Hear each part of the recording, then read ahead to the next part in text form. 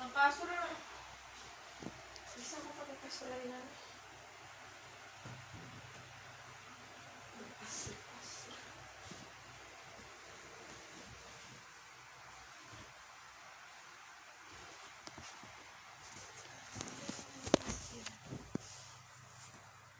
Halo, selamat bergabung Muhammad Alkinas dan juga Kak Ditya Setiawan. Selamat bergabung juga Kak Indri.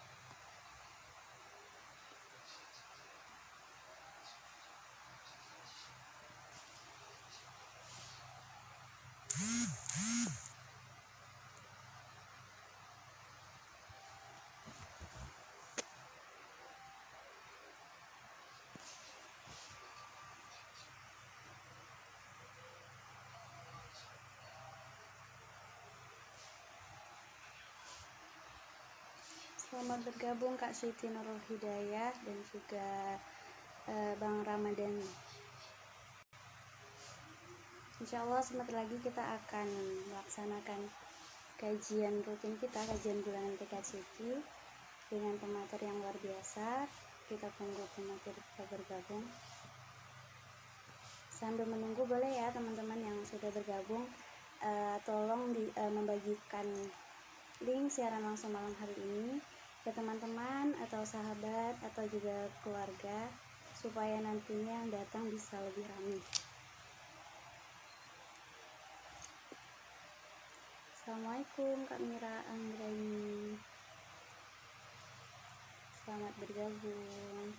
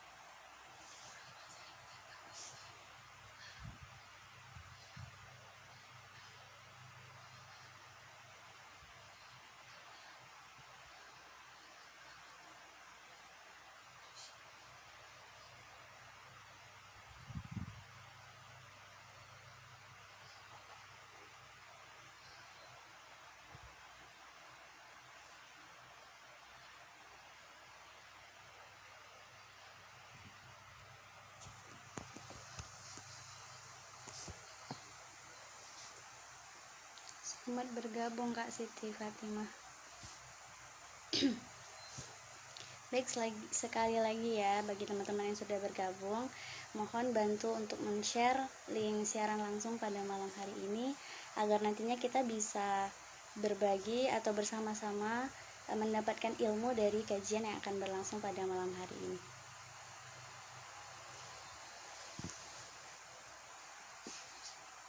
Sambil menunggu pemateri kita dan sambil menunggu jam 8 ya.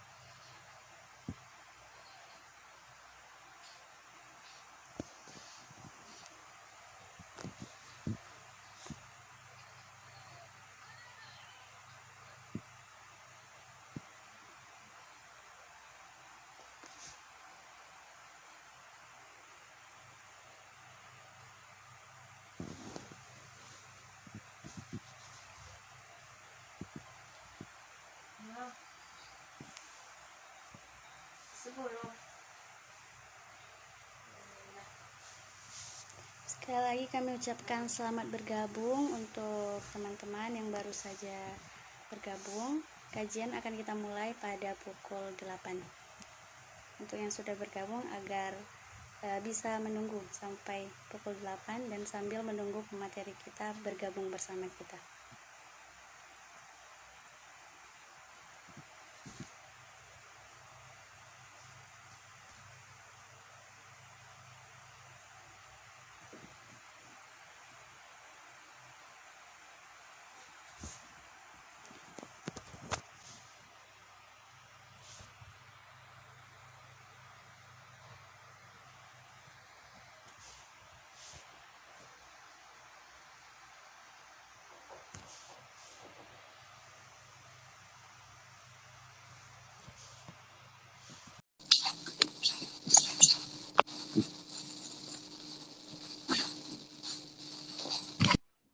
Baik, sudah bergabung bersama kita ada Ustadz Fauzi Aryansyah. Assalamualaikum Ustadz. Waalaikumsalam. Suara saya terdengar jelas Ustadz? Ya, dengar suaranya. Gimana suara saya? Iya, jelas Ustadz. Alhamdulillah. Baik, karena pemateri kita sudah bergabung dan waktu juga sudah menunjukkan pukul 8, maka kita mulai kajian kita pada malam hari ini dengan mengucapkan Bismillahirrahmanirrahim. Alhamdulillahilladzi hadana lihada wa ma kunna linahtadi laula an hadanallah. Asyhadu an la ilaha illallah wa asyhadu anna Muhammadan abduhu wa rasuluh la nabiyya ba'du. Allahumma faqihna fid din wa 'allimna wat ta'wil. Baik, alhamdulillah, bersyukur kepada Allah karena pada malam hari ini kita masih diberikan rahmat, hidayah dan juga nikmatnya yang tidak bisa kita hitung ya, sehingga kita dapat kembali melaksanakan kajian yang diadakan setiap sebulan sekali, yaitu kabul kajian bulanan pada malam hari ini. Nah, kemudian bersalawat serta salam tak lupa kita hadiahkan kepada baginda Rasulullah Shallallahu Alaihi Wasallam dengan mengucapkan Allahumma sholli ala Sayyidina Muhammad wa ala ali Sayyidina Muhammad. Assalamualaikum ya Rasulullah, Assalamualaikum ya Habibullah. Nah, sebelumnya izin memperkenalkan diri ya Ustaz. Nama saya Cindy Aprianti. Saya merupakan anggota PKCQ bagian penanggung jawab PKCQ Berbagi.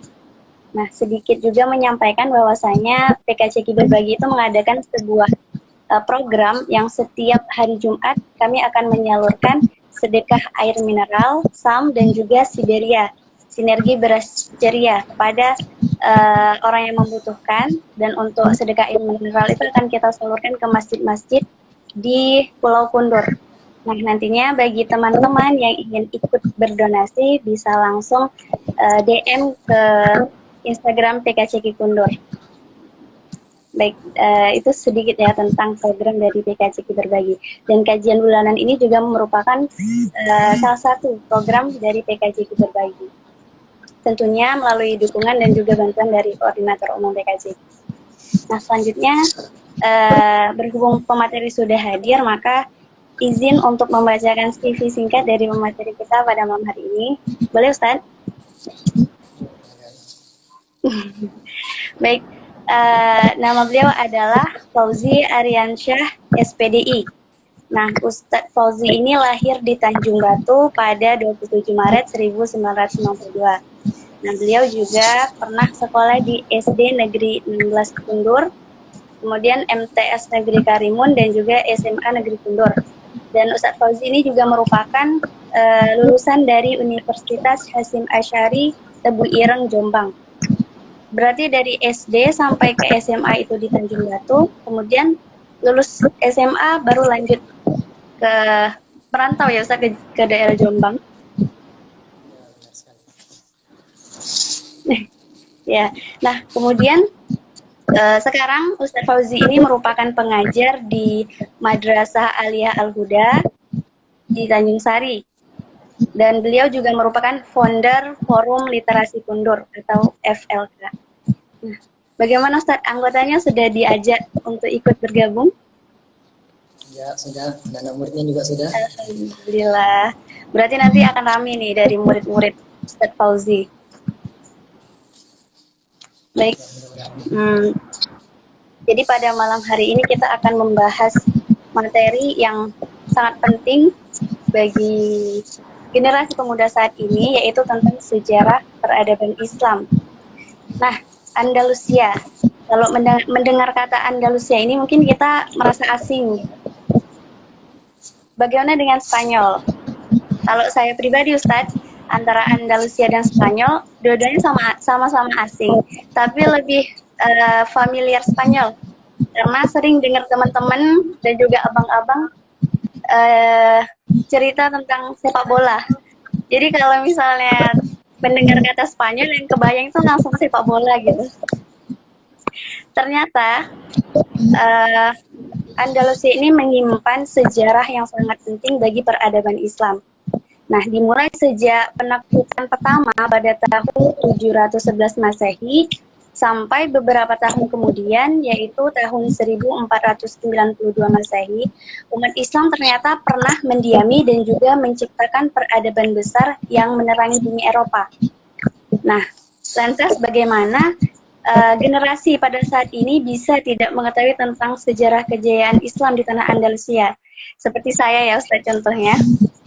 Baik, untuk menjawab pertanyaan itu, maka kami rangkum kajian pada malam hari ini dengan judul Air Mata Bumi Andalusia. Nah, untuk selanjutnya langsung saja, mungkin teman-teman juga sudah pada penasaran, jadi langsung saja kami serahkan kepada Ustadz Fauzi. Silakan Ustadz. Ya, terima kasih atas waktunya. Bismillahirrahmanirrahim. Assalamualaikum warahmatullahi wabarakatuh. Waalaikumsalam warahmatullahi wabarakatuh. Alhamdulillah, nahmaduhu wa nasta'inuhu wa nastaghfiruh wa na'udzu billahi min syururi anfusina wa min sayyiati a'malina. May yahdihillahu fala mudilla lahu wa may yudlilhu fala hadiyalah. Asyhadu an la ilaha illallah wahdahu la syarika lah wa asyhadu anna Muhammadan abduhu wa rasuluh. Bersyukur kita kepada Allah Subhanahu wa taala yang melafazkan kalimat syukur. Alhamdulillah. Berselawat kepada Nabi sallallahu alaihi wasallam dan mengucapkan Allahumma shalli ala sayyidina Muhammad wa ala ali sayyidina Muhammad.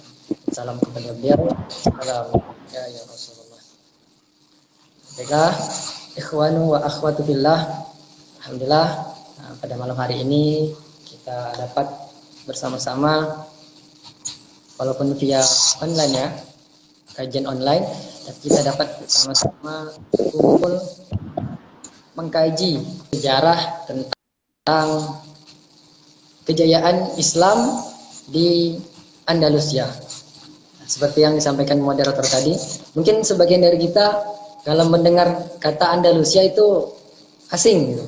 Asing ya mendengar kata Andalusia. Cuma kalau disebutkan Spanyol, rata-rata di antara kita tahu Spanyol, walaupun hanya tahu negaranya negara Spanyol.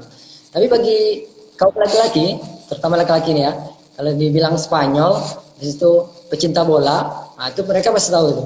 Spanyol ada beberapa tim sepak bola yang merajai Eropa bahkan dunia. Di antaranya Real Madrid, Atletico Madrid, Barcelona, Sevilla, Real Zaragoza, Granada dan lain sebagainya. Itu bagi anak laki-laki atau bagi kaum laki-laki itu familiar di telinga.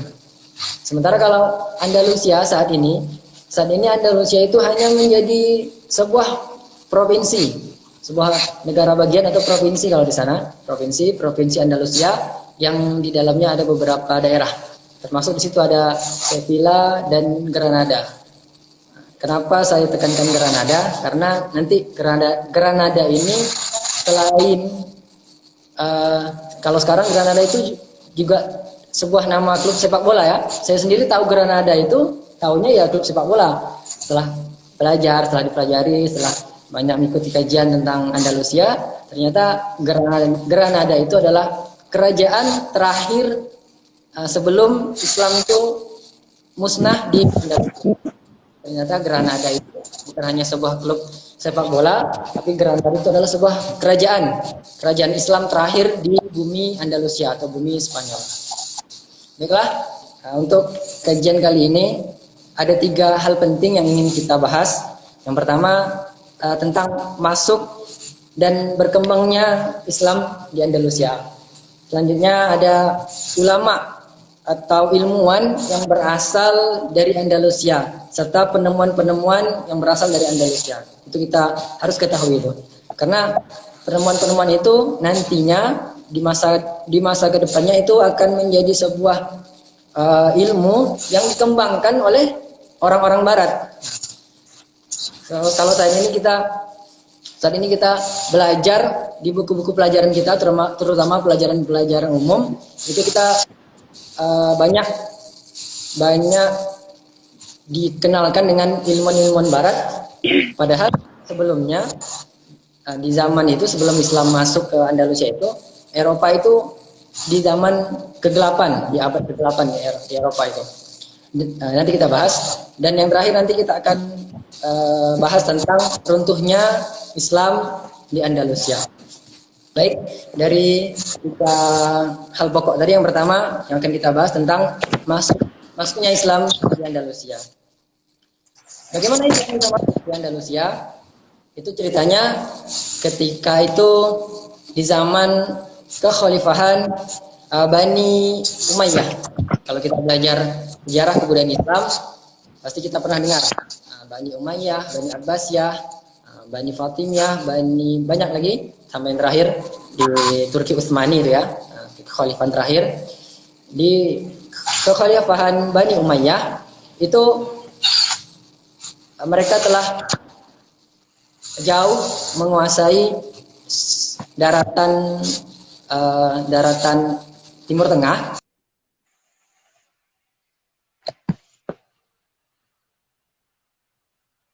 Bani Umayyah berkembang sampai ke Afrika tadi. Sampai ke Afrika. Di Afrika sudah banyak tempat-tempat yang dikuasai oleh umat Islam. Salah satunya yakni di Maroko atau Maghrib kalau sekarang ya. Negara Maroko. Mungkin kita pernah dengar ya, negara Maroko, Tunisia, Libya, ya, Mesir, ya, negara-negara Afrika. Sudah sampai di Maroko. Dan pusat kekuasaan di Damaskus. Pada saat itu Khalifah Al-Walid bin Abdul Malik.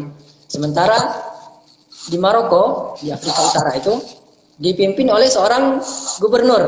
Nah, jadi kalau presidennya ada di Damaskus, kepala daerahnya atau di provinsinya dipimpin oleh seorang gubernur yang bernama Musa bin Nusair. Nah, Musa bin Nusair ini memimpin kawasan Afrika Utara, letaknya di Maroko. Sementara Maroko jaraknya dengan Eropa atau dengan Andalusia waktu itu tidak jauh ya, karena hanya dipisahkan oleh selat yang mungkin hanya sekitar 15 km. Bahkan seorang Musa bin Nusair itu berdiri di ujung pantai di Afrika Utara itu, di Maroko. Itu bisa kelihatan dari jauh Spanyol itu, Andalusia itu. Kalau sekarang mungkin kita seperti Batam ya, Batam dengan Singapura. Jadi orang-orang di Batam kalau berdiri di pelabuhannya itu mungkin atau di pantai bisa lihat ke Singapura. Jadi lebih kurang seperti itu. Kalau berdiri di tepi pantai di Maroko itu kita bisa melihat Spanyol dari jauh. Jadi ketika itu Musa bin Nusair melihat ada peluang untuk bagaimana mendakwah atau berdakwah ke bumi Eropa. Hanya saja Musa bin Nusair tidak langsung melakukan itu karena pastinya beliau juga ada atasan, yakni tadi Khalifah Al-Walid bin Abdul Malik. Jadi beliau mengirim surat kepada Khalifah Walid bin Abdul Malik minta izin agar dapat diizinkan menyeberang ke Andalusia untuk menyebarkan Islam, mendakwahkan Islam di sana. Tetapi ketika itu Khalifah Al-Walid bin Abdul Malik tidak langsung mengizinkan. Jadi beliau menyuruh Musa bin Nusair ini untuk mengirimkan pasukan kecil untuk mencari informasi dulu bagaimana keadaan di Andalusia tersebut. Jadi setelah pasukan kecil ini mencari info, menjadi mata-mata di bumi Andalusia, di tanah Andalusia, ternyata di sana tengah terjadi kemelut. Nah, itulah yang disebut abad kegelapan di Eropa. Karena waktu itu raja-raja atau kerajaan-kerajaan Kristen yang ada di Eropa itu saling berebut kekuasaan. Ketika di tanah Andalusia itu ada salah satu kerajaan besar, yakni kerajaan Visigot. Kerajaan Visigot itu dirajai oleh Raja Roderick. Raja Roderick ini berlaku kejam di tanah Andalusia. Nah, dia beragama Kristen dan ketika itu penduduknya semuanya harus mengikut agamanya. Padahal waktu itu juga ada agama Yahudi di sana. Tapi dia berlaku kejam, dia suruh semua orang masyarakatnya untuk memeluk agama Kristen. Dan tidak hanya dengan masyarakatnya, tetapi dengan kerajaan-kerajaan Kristen yang lain juga saling bersih tegang ya. Salah satunya dengan kerajaan yang dipimpin oleh Raja Julian. Jadi Raja Roderick ini dengan Raja Julian bersih tegang sampai pada akhirnya Raja Julian ini berpikir untuk meminta pertolongan kepada umat Islam yang ada di Maroko tadi. Nah, dikirimlah surat kepada sang gubernur tadi, yakni Musa bin Nusair, minta bantuan untuk untuk mengalahkan Raja Roderick ini. Dan mereka berjanji kalau seandainya Raja Roderick ini ditumbangkan, boleh umat Islam berkuasa di sana. Nah, jadi salah satu faktor yang membantu umat Islam menaklukkan Andalusia yakni itu tadi bantuan dari Raja Julian tadi. Karena Raja Julian tadi sudah besar ya dengan perlakuan Raja Roderick. Tepatnya di tahun 711 Masehi, Musa bin Nusair mengirimkan pasukan yang dipimpin oleh panglima perang yakni Tariq bin Ziyad. Nah, ini salah satu panglima perang yang pada akhirnya nanti sangat dikenang ya sepanjang masa, Tariq bin Ziyad, sampai akhirnya nanti selat yang memisahkan antara Maroko dan Andalusia disebut Selat Gibraltar karena itu berasal dari nama Tariq bin Ziyad tadi. Jadi disebut Selat Gibraltar. Nah, dikirimlah tentara dengan dikomandoi panglima perang Tariq bin Ziyad dikirim ke Andalusia. Waktu itu walaupun sedikit pasukan Muslim, tapi dengan semangat jihad yang kuat, mereka mampu mengalahkan pasukan dari Raja Roderick yang terbilang lebih banyak. Tapi dengan izin Allah, pada Allah, mereka mampu mengalahkan pasukan dari Raja Roderick tadi. Akhirnya dapatlah dikuasai tanah Andalusia. Ternyata Tariq bin Ziyad semangat ingin membebaskan tempat-tempat yang lain yang ada di Andalusia.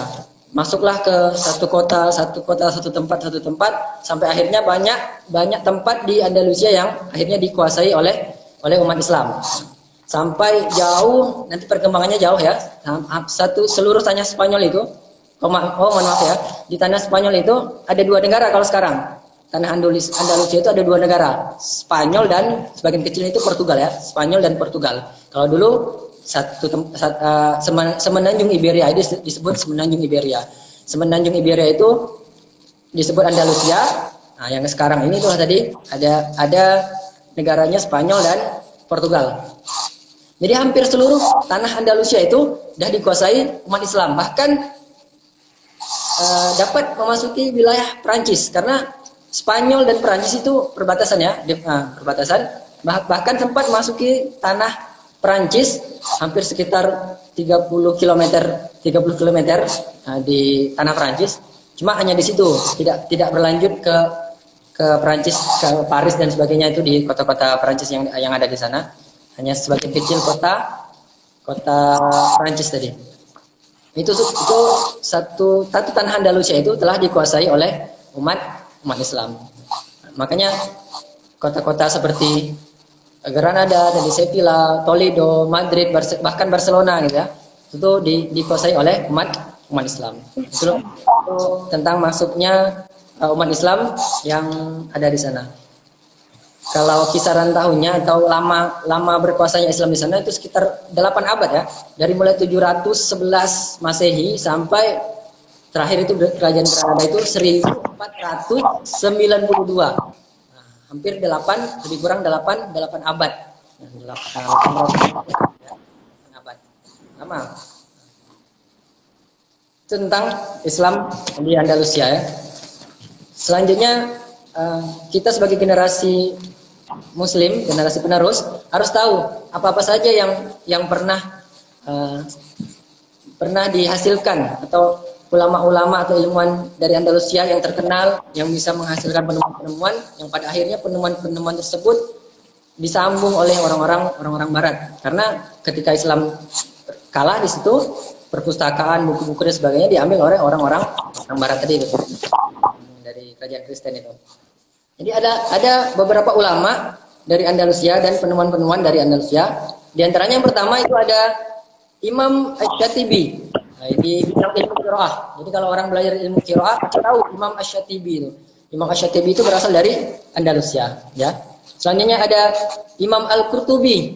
Nah, ilmu tafsir ya, Imam Al-Qurtubi. Lalu juga ada Imam Abu Hayyan Al-Andalusi, juga seorang ulama tafsir. Beliau mengarang tafsir Bahrul Muhit. Lalu ada juga Baqi bin Makhlad. Nah, ini seorang ulama yang Masya Allah, beliau ini menuntut ilmu, semangat menuntut ilmu.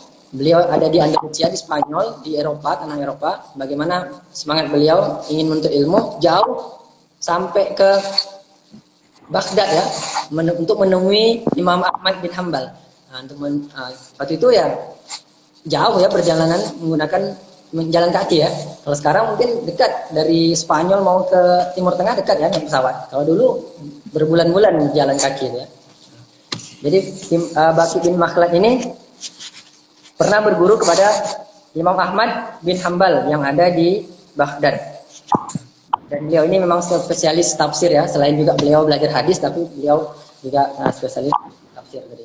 Selanjutnya ada Abu Daud Az-Zahiri maaf ya. Itu beliau ilmuwan fikih. Ada juga Alfiyah Ibnu Malik. Itu dalam bidang bahasa. Kalau di pondok-pondok pesantren ada kitab Alfiyah. Nah, Alfiyah saya tidak pernah dengar kitab Alfiyah walaupun waktu belajar di pondok belum sampai ke kitab Alfiyah karena mondoknya kan telat gitu ya. Maksudnya udah kuliah baru mondok. Sementara teman-teman yang di pondok dulu sebelum kuliah itu udah 3 tahun atau bahkan 6 tahun udah mondok, jadi belajar nahwu sorof itu dari awal. Sementara saya agak lambat kemarin. Ada namanya kitab nahwu sorof itu, kitab sorof namanya Alfiyah. Alfiyah itu sangat terkenal ya kalau di pondok pesantren. Itu Alfiyah Ibnu Malik itu ternyata berasal dari Al-Andalus. Selanjutnya juga ada Abul Qasim Az-Zahrawi di bidang kedokteran, di bidang bedah. Nah, di bidang bedah. Kalau sekarang perbedahan udah canggih ya, tapi awal penemuan perbedahan itu ternyata umat Islam yang menemukan ilmu tentang bedah ya, tentang operasi, tentang bedah ya. Selanjutnya juga ada Ibnu Al-Baitar.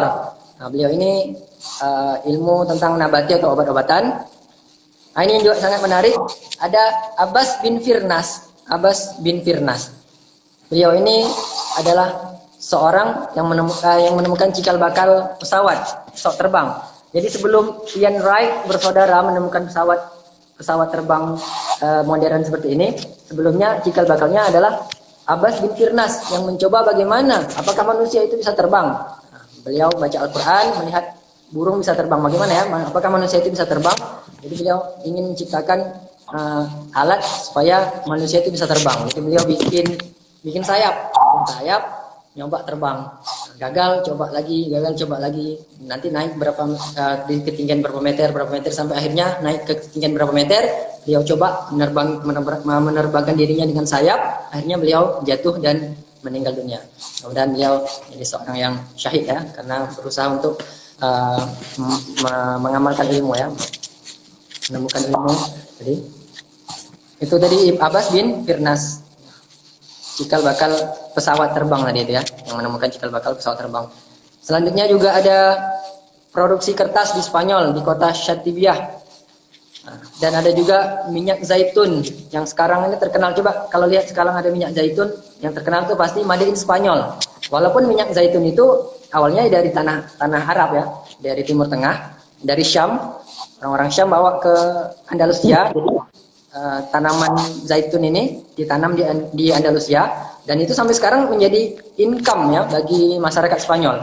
Jadi kalau lihat minyak zaitun yang terkenal itu minyak zaitun yang berasal dari Spanyol sekarang. Di budidaya di Spanyol itu minyak zaitun itu. Selanjutnya juga ada cikal bakal truk, bis dan kendaraan-kendaraan umum itu awalnya di Spanyol juga. Walaupun awalnya dulu hanya dengan gerobak dan sebagainya, tapi itulah tadi cikal bakal kendaraan-kendaraan umum itu ya dari Spanyol tadi, dari Andalusia itu. Dan juga tentang ilmu parfum ya. Nah, ini parfum. Kita kalau sekarang ya pasti semuanya udah tahu parfum yang pusatnya yang paling terkenal parfum itu di Perancis ya, di Perancis. Tapi awalnya adalah orang-orang di Spanyol ya, di Andalusia tadi ya, Islam di Andalusia tadi yang menemukan parfum. Jadi banyak sekali penemuan-penemuan yang ada di Spanyol waktu itu, di Andalusia waktu itu. Dan pada zaman itu orang-orang Barat, orang-orang Kristen, orang-orang Yahudi yang ada di tanah Andalusia itu boleh tetap memeluk agama mereka. Jadi Islam di situ tidak memaksakan penduduk pribumi di situ yang beragama Kristen dan agama Yahudi harus masuk ke agama Islam, itu tidak boleh beragama sesuai dengan kepercayaan masing-masing. Nah, itu ketika Islam berada di dan itu pesatnya perkembangan Islam di Andalusia sampai orang-orang Barat itu berkiblat ke Andalusia. Jadi kalau mau menuntut ilmu, mau belajar, nah itu tempat-tempat belajar yang bagus ada di Andalusia. Kalau mau berobat, nah itu perobatan-perobatan dokter-dokter yang hebat itu ada di Andalusia. Jadi Andalusia itu betul-betul menjadi peradaban waktu itu. Nah, jadi orang-orang Eropa yang berasal dari Prancis, Inggris, dari Italia, dari Jerman dan sebagainya itu pada berbondong-bondong pergi ke Andalusia untuk tadi menuntut ilmu atau untuk berobat tadi. Itu tentang penemuan-penemuan atau ulama yang berasal dari Andalusia. Selanjutnya tentang ini setelah tadi bagaimana Islam masuk, lalu bagaimana berkembangnya Islam di sana, apa saja penemuan-penemuan dan ulama-ulama atau ilmuwan yang berasal dari sana. Tentunya juga kita membicarakan tentang runtuhnya Islam di Andalusia. Ini penting kita bicarakan karena dengan runtuhnya Islam di Andalusia, makanya saat ini Spanyol itu identik dengan orang-orang Nasrani, gitu kan? Karena Islam ini diambil oleh orang Kristen waktu itu, kerajaan Kristen. Islam mulai runtuh itu sekitar 1200 Masehi itu udah mulai terpecah-pecah. Nah, sebelumnya kekuasaan itu masih dipegang satu kekhalifahan, masih Bani Umayyah. Setelah itu terpecah-pecah menjadi negara-negara kecil atau kerajaan-kerajaan kecil.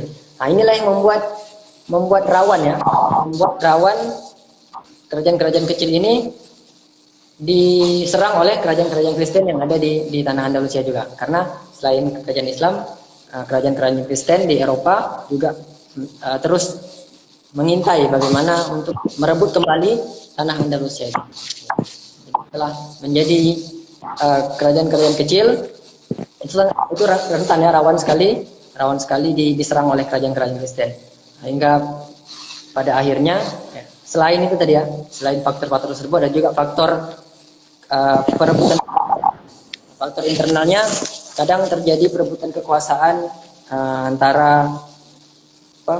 antara orang-orang yang ada di dalam kerajaan Islam itu sendiri. Jadi perebutan kekuasaan yang kadang dia saking ingin merebut kekuasaan, ingin menjabat di kerajaannya, sampai kadang minta bantuan dengan kerajaan Kristen yang ada di tempat lain. Jadi itu itu salah satu faktor yang membuat Islam di Andalusia kemarin hancur, karena itu tadi, saking ingin mendapatkan kekuasaan sampai bekerja sama dengan kafir ya, dengan orang kafir untuk mendapatkan apa yang ingin dapat. Begitu kejadiannya sampai akhirnya di tahun sekitar 1400-an, 480, tinggal hanya satu kerajaan ini, kerajaan Granada. Nah, kerajaan Granada ini sebenarnya juga rawan untuk diserang oleh kerajaan Kristen, tapi karena waktu itu kerajaan Granada ini membayar upeti itu membayar pajak ya kepada kerajaan Kristen, jadi dia masih bisa bertahan, masih bisa bertahan lama. Dan juga salah satu faktor yang membuat kerajaan Granada ini bisa bertahan lebih lama, yakni karena faktor geografisnya ya, letaknya. Jadi Granada ini letaknya di gunung ya, agak di dataran tinggi, yang istana negaranya bisa melihat dari kejauhan kalau ada pasukan-pasukan musuh yang ingin menyerang. Jadi salah satu faktor yang membuat kerajaan Granada ini bertahan lebih lama itu tadi faktor geografis juga, letaknya. Jadi Granada itu di ujung sekali, terakhir sekali kerajaan Islam yang berkuasa di sana.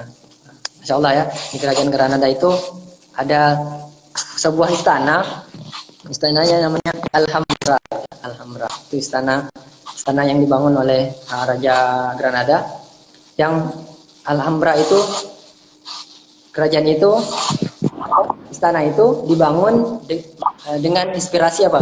Inspirasinya adalah surga, Masya Allah ya. Jadi raja yang membangun Alhambra itu, yang bangun istana Alhambra itu terinspirasi dari surga.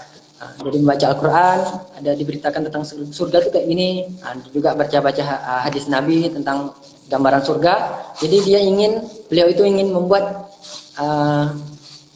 gambaran surga yang telah dibaca di Al-Quran dan hadis tadi di bumi ini, di tempatnya. Walaupun tak seperti surga beneran ya, karena ini hanya refleksi dari buah pikiran manusia. Tapi itulah tadi, beliau itu mencoba bagaimana menampilkan surga di dunia ini, di bumi ini. Jadi dibikinlah sebuah istana yang dengan megah ya, istana itu dengan apa yang ada di dalamnya yang menggambarkan isi surga. Yang pada sekarang ini Alhambra itu menjadi salah satu tempat yang banyak dikunjungi turis mancanegara ya, Oke, itu tentang. Berarti sampai sekarang masih ada, Ustaz? Masih ada di Spanyol ya, Spanyol. Boleh nanti sekali kalau kakak mau ke sana. Amin, insya Allah, Ustaz. Itulah tadi terakhir sekali kerajaan Granada. Dan saya sendiri tahu Granada itu, taunya ya awalnya dari sepak bola. Karena ada klub sepak bola, klub Spanyol itu namanya Granada. Itu cuma taunya itu Granada. Sekali telah belajar baca-baca buku sejarah, ternyata Granada itu kerajaan Islam loh, kerajaan besar ya, kerajaan besar dan kerajaan terakhir. Kerajaan terakhir yang kekalahannya atau ketundukannya itu bukan karena berperang. Jadi raja terakhir di kerajaan Granada itu bernama Abu Abdullah Muhammad, atau dikenal orang-orang barat bilangnya Bob Dil. Beliau itu menyerahkan kunci gerbang kerajaan Granada itu bukan dengan peperangan, tidak. Beliau menyerahkan kuncinya kepada kerajaan Kristen. Dan perlu kita ketahui, kerajaan Kristen waktu itu menjadi kuat karena mereka bersatu. Sebelumnya kan kerajaan-kerajaan Kristen itu sebelum Islam datang itu terpecah belah, makanya mudah bagi umat Islam untuk menaklukkan Spanyol tersebut, Andalusia tersebut. Tapi ketika Islam kebalikannya pula, ketika Islam mau dihancurkan di tanah Andalusia, itu Islam yang terpecah belah dan menjadi kerajaan-kerajaan kecil. Sebaliknya kerajaan-kerajaan Kristen yang bersatu padu. Dan yang paling mencuat ya ini pernikahan antara Raja Ferdinand dan Ratu Isabel ya, Ratu Isabel itu dua kerajaan besar yang mahkotanya, putra dan putri rajanya dinikahkan dan mereka bergabung menjadi kekuatan besar. Raja Ferdinand dan Ratu Isabel. Pernah ada komen seperti ini, oh ternyata Ratu Isabel itu yang salah satu apa ya, yang menaklukkan Islam di Andalusia di Spanyol ya. Kalau dulu pengen banget punya anak namanya dikasih nama Isabel gitu. Kalau mereka tahu, kalau orang-orang tahu ternyata apa Putri Isabel itu adalah itu tadi salah satu yang apa namanya membuat Islam itu terusir di Andalusia. Jadi pernikahan antara Raja Ferdinand dan Ratu Isabel membuat kerajaan Kristen kuat. Nah, itulah tadi dapat menaklukkan kerajaan-kerajaan Islam yang sudah terpecah belah tadi sampai akhirnya tinggal kerajaan Granada tadi. Nah, makanya mungkin salah satu hikmahnya Abu Abdullah Muhammad tadi atau Raja Boabdil tadi menyerah tanpa peperangan. Itu hikmahnya mungkin ya ini tadi. Nah, sampai sekarang istana Alhambra itu masih utuh gitu. Coba seandainya beliau berperang dan beliau pasti juga sudah memperkirakan pasukan beliau itu hanya sedikit, sementara pasukan Kristen itu sudah mengepung di seluruh bagian istana dia ya. Kalau seandainya berperang mungkin banyak yang hancur ataupun bahkan mungkin hancur istana tersebut, tapi beliau tidak berperang, hanya langsung menyerahkan kunci gerbang dengan syarat beliau minta kepada pemimpin kerajaan Kristen umat Islam atau para muslim dan muslimah yang tinggal di sana di Granada itu, di Spanyol itu dan Rusia, boleh tetap memeluk agama Islam di sana.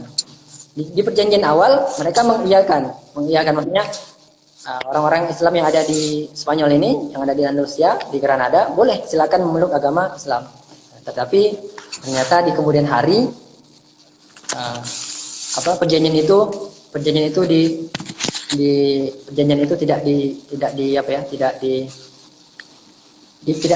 dibatalkan. Perjanjian itu akhirnya dibatalkan oleh orang-orang Kristen yang ada di sana. Sampai terakhir Raja Boabdil itu keluar dari gerbang istana, mereka ingin mengungsi ke Maroko ya, karena di Maroko kekuatan Islam masih kuat di sana karena memang masih dipegang oleh orang Islam. Pada satu tempat di atas bukit, Raja Boabdil itu melihat lagi ke arah bangunan istana tersebut sambil meneteskan air mata. Kata sang ibu, menangislah engkau seperti seorang wanita karena tidak mampu mempertahankan kekuasaanmu selain seorang pria. Jadi dia menangis di salah satu tempat itu, sampai tempat itu sama orang sana, orang-orang Spanyol, dijadikan satu monumen tempat Raja Boabdil ini menangis meratapi kekalahannya, meratapi istananya, kerajaannya diambil oleh orang Kristen. Jadi Islam habis di Andalusia di tahun 1492. Nah, tepatnya di 2 Januari 1492. Nah, ketika Raja Boabdil pergi meninggalkan tanah Andalusia, nyeberang ke Maroko, di Maghrib itu ya, di Maroko. Sementara itu tadi rakyatnya masih tinggal di Andalusia karena perjanjiannya mereka boleh tetap memeluk agama Islam yang ada di Andalusia. Tapi ternyata perjanjian itu tadi ternyata dilanggar oleh orang Kristen tersebut sampai pada tahun 1500-an, sekitar tahun 1500-an itu memang mereka berusaha untuk menghabisi umat Islam yang ada di Andalusia dengan berbagai cara. Jadi memang kalau nggak mau murtad harus dibunuh. Jadi 2 pilihan. Dibunuh atau masuk ke agama yang mereka anut. Itu beda. Ketika Islam berkuasa di sana, bebas. Orang Kristen mau memeluk agama Kristen silakan, orang Yahudi silakan. Tapi ketika sudah diambil alih oleh orang kerajaan Kristen tadi, umat Islam yang ada di sana diusir dan diberi pilihan, kalau tak mau memeluk agama mereka maka akan dibunuh. Sampai itu tadi pada sekitar tahun 1500-an itu sudah tidak ada lagi Muslim di Andalusia. Sudah tidak ada lagi Muslim di Andalusia. Makanya kita ambil judul Air Mata Bumi Andalusia. Karena apa?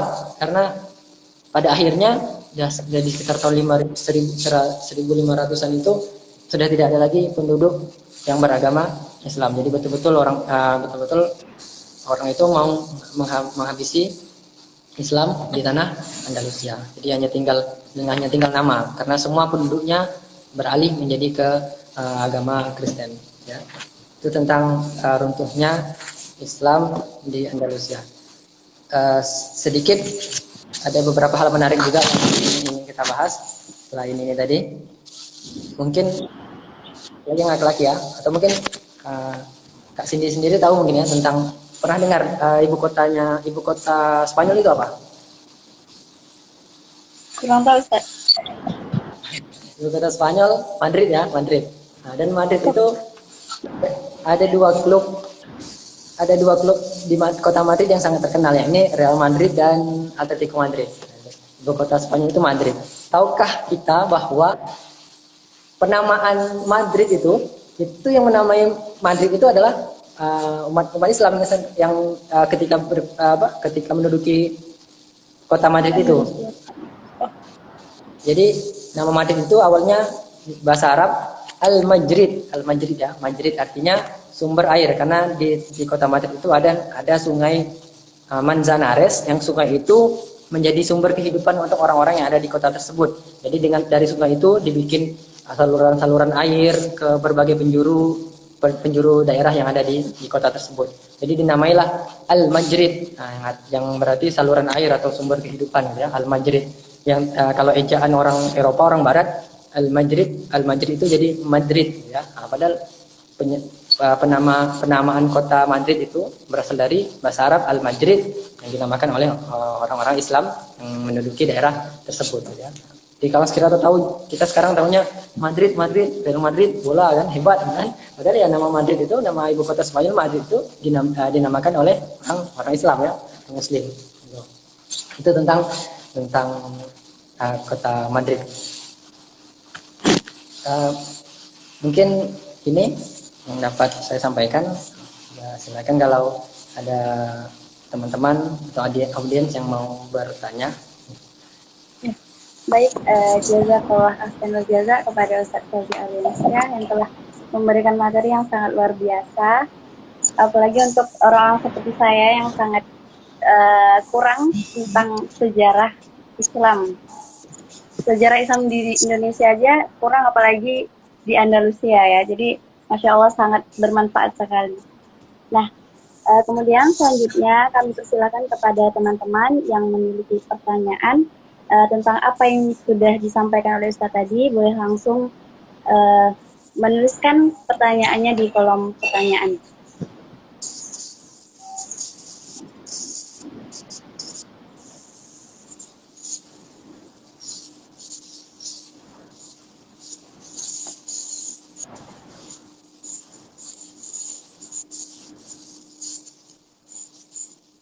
Baik, di sini ada Ustaz Rashid mungkin yang ingin bertanya, ada Bang Izwan, ada Kak Siti Fatimah, dan yang lain-lain. Sekali lagi jika ada pertanyaan boleh langsung dituliskan di kolom komentar. Nantinya akan dijawab langsung oleh materi kita pada malam hari ini.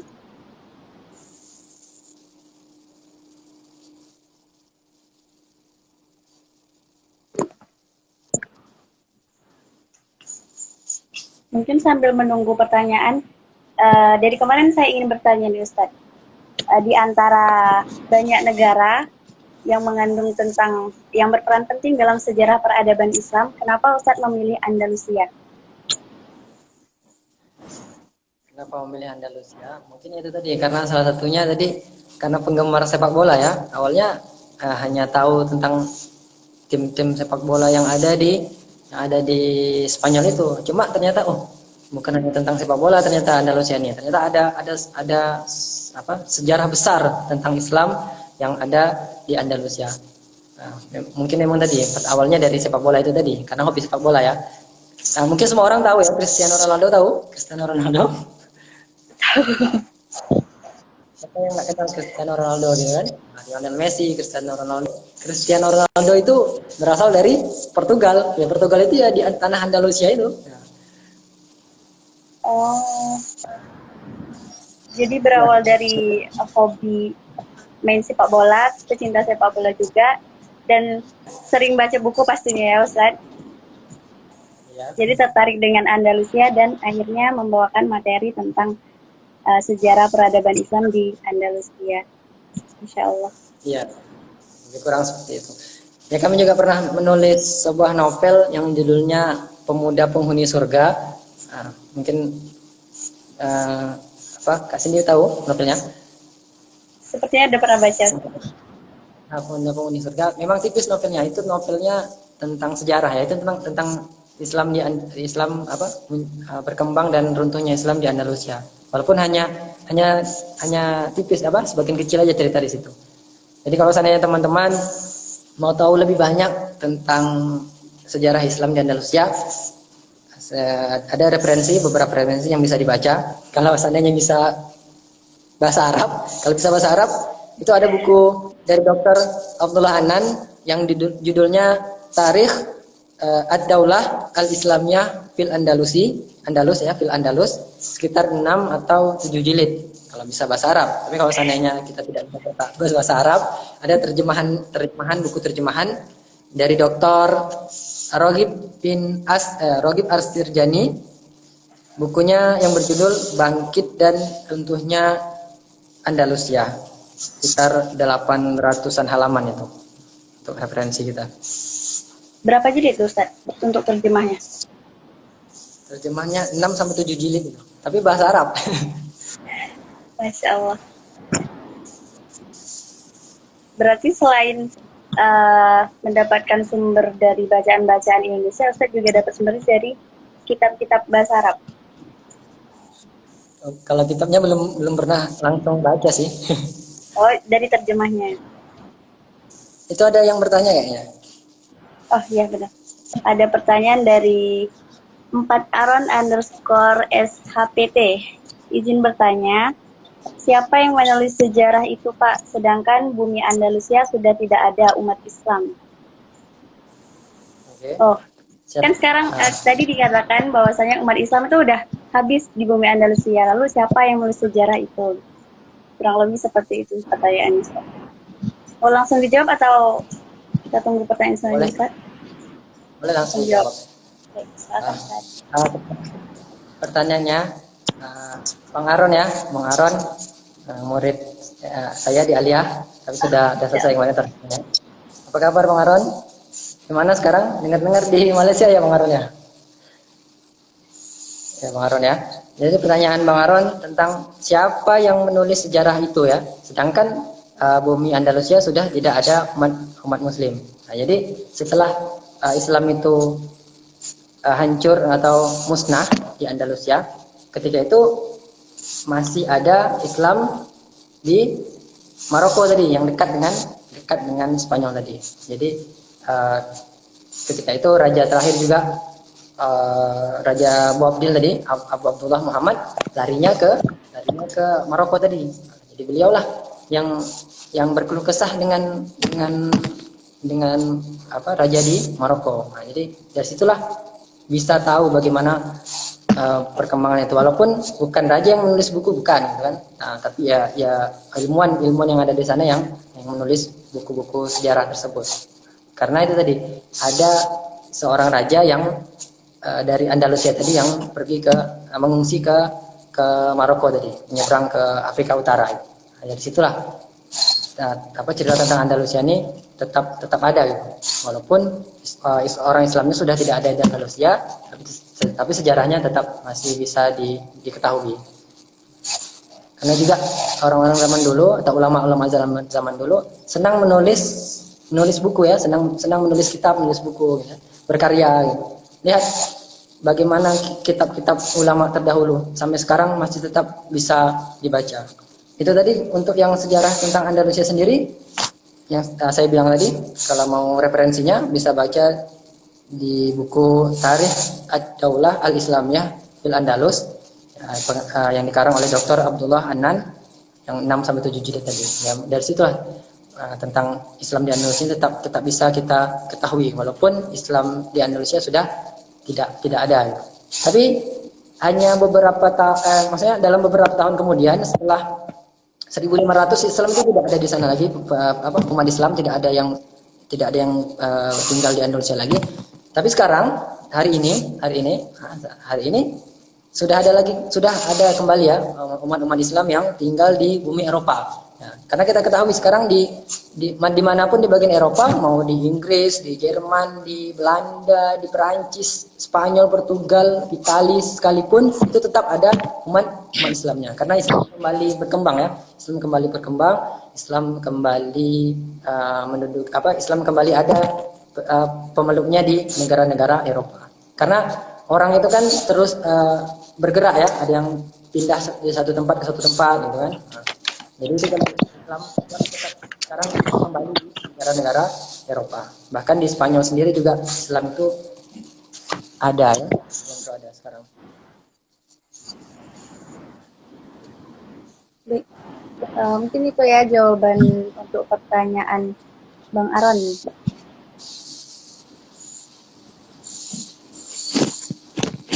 Iya. Ini murid di Alia Ustaz. Iya. Foto profilnya kayaknya udah nikah. Nikah itu beliau acara Hotmail Quran ya. Oh belum. Maaf ya Bang Aron. Kayak pas setelah akad gitu. Itu ketika acara Baik. Hotmail Quran. Baik, untuk selanjutnya apakah ada lagi teman-teman yang ingin bertanya? Mungkin pertanyaan tentang sepak bola boleh ya Ustadz? Karena Ustadz juga penggemar sepak bola. Iya silakan. Oh iya, bagi kaum wanita ya, untuk wanita biasanya kan penggemar Korea ya, penggemar Korea, penggemar Korea, penggemar drakor, K-pop, gitu kan. Pernah tahu nggak? Nah, ada drakor yang judulnya itu Memories of the Alhambra. Belum Ustadz. Belum ya? Itu ada tuh, coba nanti searching, ada drakor